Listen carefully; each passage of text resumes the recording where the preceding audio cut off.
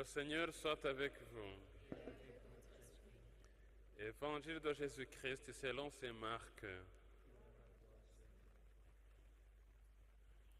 Un lépreux vient trouver Jésus, il tombe à ses genoux et le supplie. Si tu le veux, tu peux me purifier. Pris de pitié devant cet homme, Jésus étendit la main, le toucha et lui dit, « Je le veux, sois purifié. » En l'instant même, sa lèpre le quitta et il fut purifié. Aussitôt Jésus le renvoya avec cet avertissement sévère. « Attention, ne dis rien à personne, mais va te montrer au prêtre. Et donne pour ta purification ce que Moïse prescrit dans la loi. Ta guérison sera pour les gens un témoignage. » Une fois parti, cet homme se mit à proclamer et à répandre la nouvelle, de sorte qu'il n'était plus possible à Jésus d'entrer ouvertement dans une ville. Il était obligé d'éviter les lieux habités, mais de partout on venait à lui. Acclamons l'évangile de Dieu. Louange à toi, Seigneur Jésus.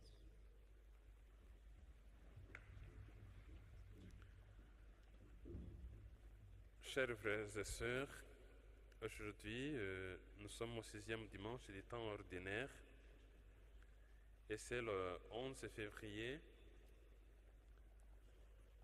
Nous célébrons la 32e journée mondiale du malade.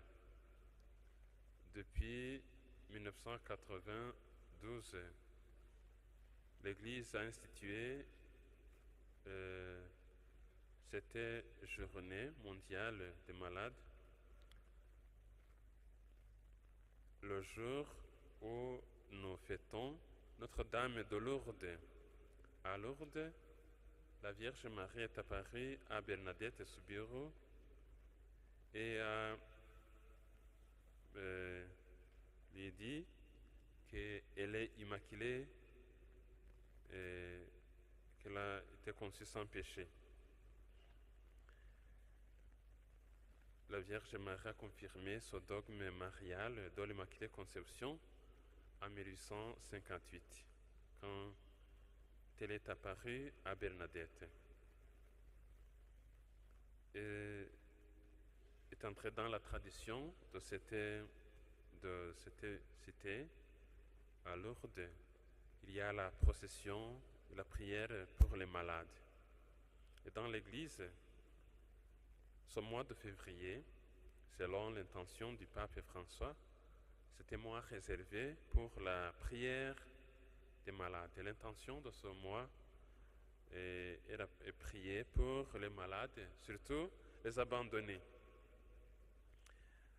Les lectures de ce jour, surtout la première et l'Évangile aussi insistent sur le même thème.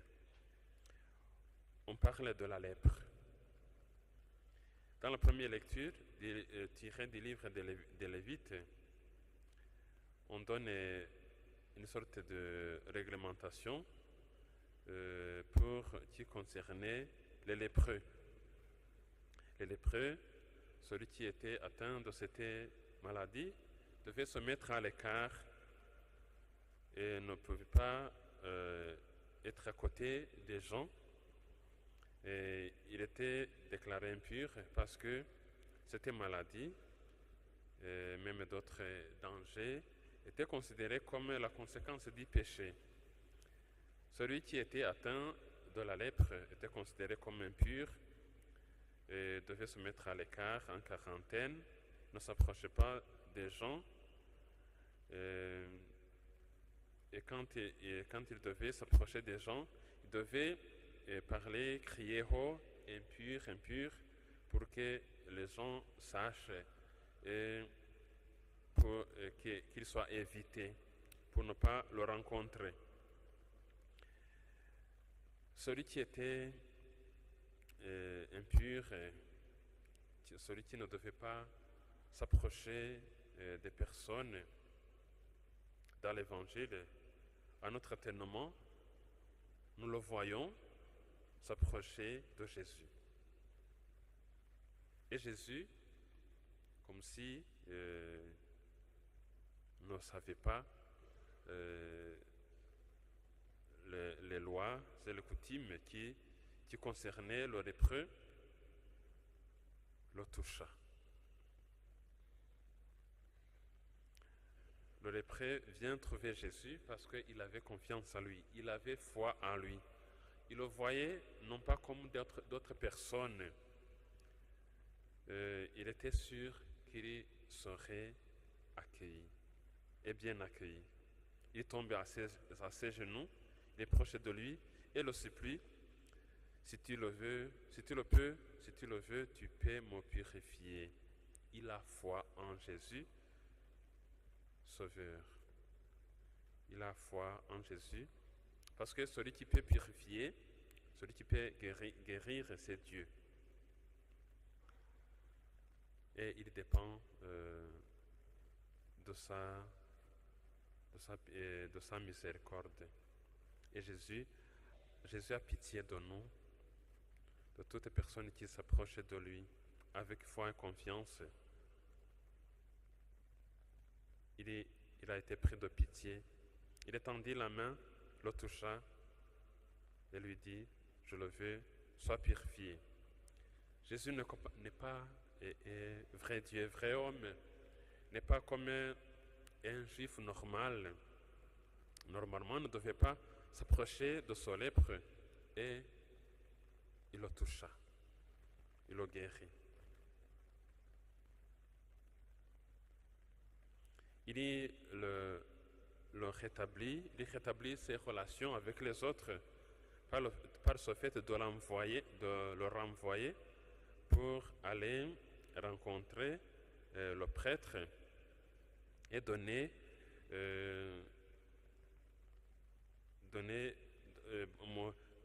ce qui était prescrit dans la loi pour témoigner qu'il était guéri.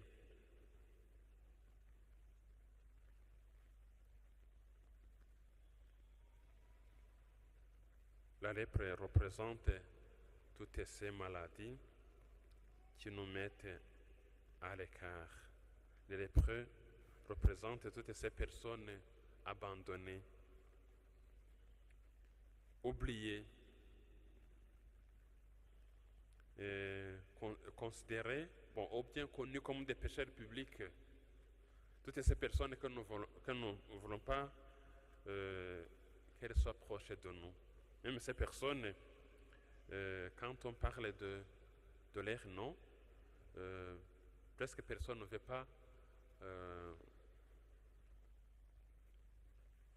pas que les autres sachent que c'est apparenté, ou bien que tu la connais, tu connais cette personne. Toutes ces personnes oubliées à cause de leur faute, de leur maladie. Jésus a pitié d'eux. Et il veut nous purifier. La lèpre, c'est ce qui nous met à l'écart, nous met loin de Dieu, nous met loin des autres. Et Jésus veut nous purifier. Ce qu'il veut, ce qui nous est demandé, c'est d'avoir foi et confiance et de s'approcher de lui, de le supplier avec confiance. Que cette prière, dit lépreux, soit la nôtre. Si tu le veux, tu peux me purifier.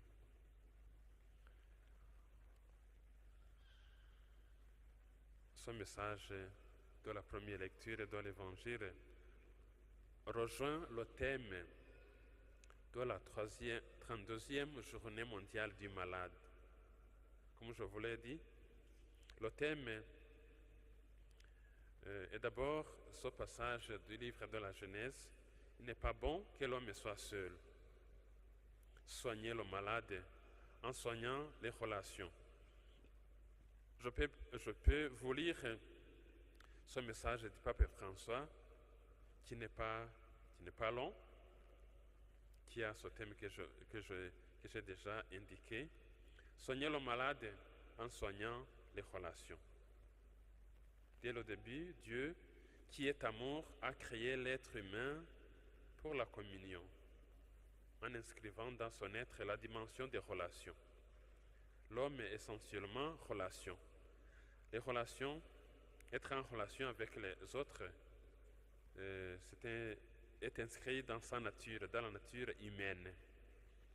Ainsi, notre vie, modelée à l'image de la Trinité, est appelée à se réaliser pleinement dans le dynamisme des relations, de l'amitié et de l'amour réciproque. Nous sommes créés pour être ensemble et non pour être seuls.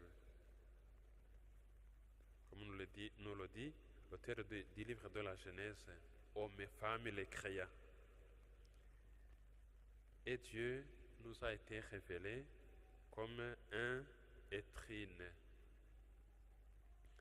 Et c'est justement parce que ce projet de communion est inscrit si profondément dans le cœur de l'homme que l'expérience de l'abandon et de la solitude nous effraie et est douloureuse, voire inhumaine.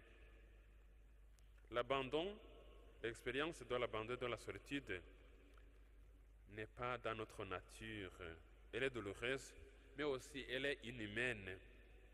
Elle est encore plus dans les moments de fragilité, d'incertitude et d'insécurité, souvent provoqués par l'apparition d'une maladie grave.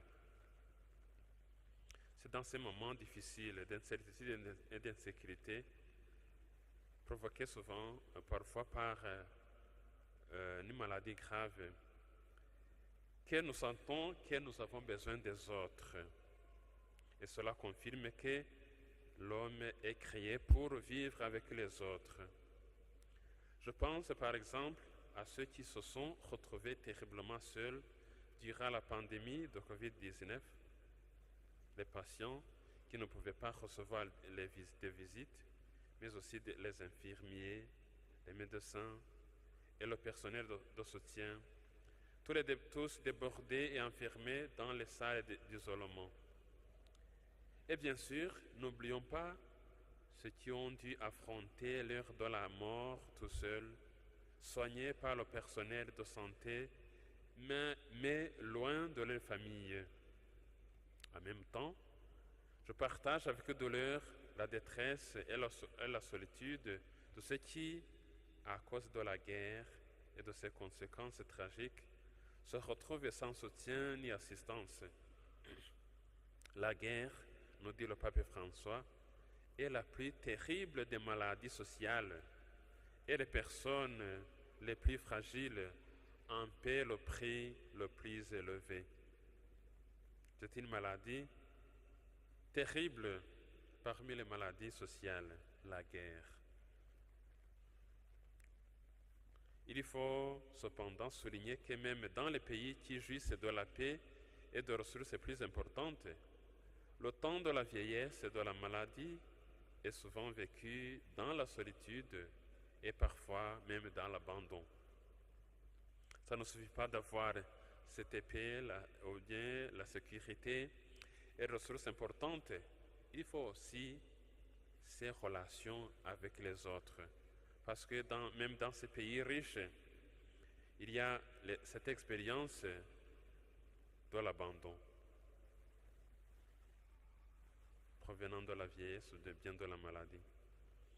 Cette triste réalité est souvent toute une conséquence de la culture et de l'individualisme qui exalte la performance à tout prix et cultive le mythe de l'efficacité, devenant indifférente et même impitoyable lorsque les personnes n'ont plus la force nécessaire pour suivre le rythme. Nous manquons de pitié pour ces personnes qui ne produisent pas parce qu'ils sont vieux, sont vieilles, à cause de la vieillesse, à cause de la maladie, ne produisent pas. Mais il ne faut pas réduire l'homme à la production. Il le maintient et il a toujours sa dignité par le fait que toute personne humaine a été créée à l'image et à la ressemblance de Dieu. Même quand elle est malade, même quand elle est vieille, elle reste une personne. à respecter et d'un respect absolu. Il devient alors une culture dit Roger dans laquelle les personnes ne sont plus perçues comme une valeur fondamentale à respecter et à protéger, surtout celles qui sont pauvres ou avec un handicap, si elles ne servent pas encore comme les enfants à naître ou ne servent plus comme les personnes âgées. Malheureusement, cette logique imprègne également certains choix politiques qui ne mettent pas au centre la dignité de la personne humaine et ses besoins et ne favorisent pas toujours les stratégies et les ressources nécessaires pour garantir à chaque être humain le droit fondamental à la santé et à l'accès aux soins. Chaque personne humaine jouit son droit fondamental à la santé et à l'accès aux soins. Dans le même temps, l'abandon des personnes fragiles et les solitudes sont également favorisés par la réduction des soins aux seuls services de santé sans que ceux-ci soient judicieusement accompagnés d'une alliance thérapeutique entre médecins, patients et membres de la famille. Pour bien soigner une personne malade, il ne faut pas seulement voir le seul côté du médecin. Il faut aussi cette alliance thérapeutique entre le médecin, patient et membre de la famille. Il faut soigner la personne en soignant les relations. Cela nous fait du bien de réentendre cette parole biblique. Il n'est pas bon que l'homme soit seul. Dieu la prononce au tout début de la création et nous révèle ainsi le sens profond de son projet pour l'humanité, mais en même temps, la blessure mortelle du péché qui s'introduit en générant soupçons, fractures, divisions et donc isolement. Il affecte la personne dans toutes ses relations, avec Dieu, avec elle-même, avec les autres, avec la création. Le péché détruit les relations. Cet isolement nous fait perdre le sens de l'existence, nous prive de la joie, de l'amour et nous fait éprouver un sentiment oppressant de solitude dans tous les passages cruciaux de la vie. Frères et sœurs, le premier soin dont nous avons besoin dans la maladie est une proximité pleine de compassion et de tendresse. Voilà ce qu'a besoin toute personne malade. Une proximité pleine de compassion et de tendresse. C'est le premier soin, sans oublier aussi d'autres soins. Mais le premier soin, c'est la proximité pleine de compassion et de tendresse. Prendre soin de la personne malade signifie donc, avant tout, prendre soin de ses relations, de toutes ses relations, avec Dieu, avec les autres, famille, amis, personnel soignant, avec la création, avec soi-même. Est-ce possible? Oui. C'est possible et nous sommes tous appelés à nous engager pour que cela devienne réalité. Regardons l'icône du bon Samaritain dans l'Évangile selon Saint Luc, chapitre 10, du verset 25 au verset 37. Sa capacité à ralentir son rythme et à se faire proche, la tendresse avec laquelle il soulage les blessures de son frère souffrant. Nous avons besoin aussi de ralentir notre rythme pour nous approcher de toutes ces personnes qui souffrent. Rappelons-nous cette vérité centrale de notre vie. Nous sommes venus au monde parce que quelqu'un nous a accueillis. Nous sommes faits pour l'amour. Nous sommes appelés à la communion et à la fraternité. Nous sommes venus au monde parce que quelqu'un nous a accueillis. Nous sommes faits pour l'amour. Nous sommes appelés à la communion et à la fraternité est inscrit dans notre nature humaine. Cette dimension de notre être nous soutient particulièrement dans les moments de maladie et de fragilité. Et c'est la première thérapie que nous devons adopter tous ensemble pour guérir les malades de la société dans laquelle nous vivons.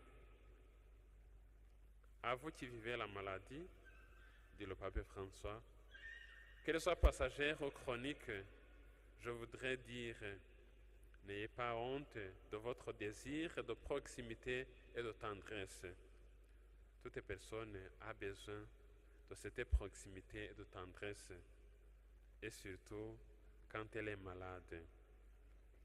Ne le cachez pas et ne pensez jamais que vous êtes un fardeau pour les autres.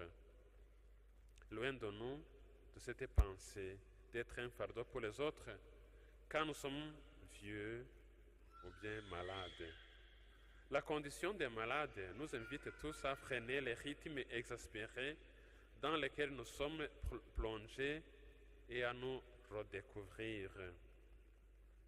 Dans ce changement d'époque que nous vivons, nous chrétiens sommes particulièrement appelés à adopter le regard compatissant de Jésus. Prenons soin de ceux qui souffrent et qui sont seuls, peut-être marginalisés et rejetés. Avec l'amour mutuel que le Christ Seigneur nous donne dans la prière, en particulier dans l'Eucharistie, guérissons les blessures de la solitude et de l'isolement. Ainsi, coopérons pour contrer la culture de l'individualisme, de l'indifférence, du rejet, et pour faire grandir la culture de la tendresse et de la compassion. Mettons de côté cette culture de l'individualisme, de l'indifférence et du rejet, cultivons la culture de la tendresse et de la compassion. Les malades, les fragiles, les pauvres sont au cœur de l'Église et doivent aussi être au centre de nos attentions humaines et de nos sollicitudes pastorales. Ne l'oublions pas et confions-nous à la très sainte Vierge Marie, santé des malades, pour qu'elle intercède pour nous et nous aide à être des artisans de proximité et de relations fraternelles. Le Seigneur soit avec vous.